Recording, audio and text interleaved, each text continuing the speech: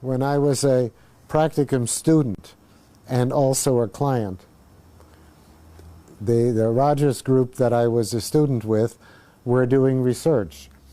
And I, being a philosopher, Rogers thought it was interesting to have a philosopher in the practicum. That's how I got in there.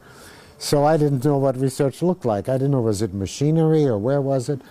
And I discovered that they were tape recording and taking little bits from the tapes and classifying what the client was talking about.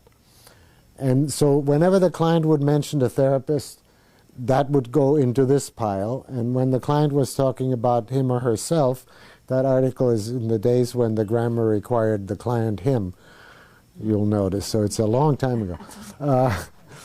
It would go into self. So everything was classified either talking about yourself or talking about the relationship. The other part was about the past or the present, you know, my husband or my father.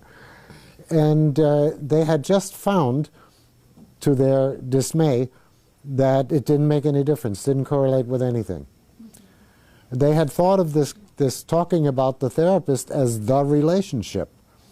And the relationship was supposed to be this huge important thing in therapy, and it didn't correlate whatsoever with anything, with success, with all the different measures that they had.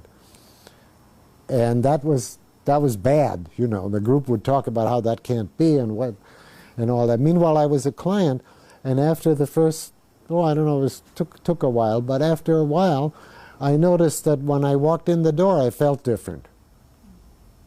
Long before I walked across the room and sat down, you know, just walking in. And I thought, that's the relationship. And they don't know about that because they're classifying talking about the therapist. I was so shy, I never talked about the therapist. I didn't even call him by name, which everybody else did. I don't know that I would ever have said, how old are you, or anything. So from there, the philosophy that I was working on was already that whatever you may say from any moment of living, the moment of living is vastly richer than what you say.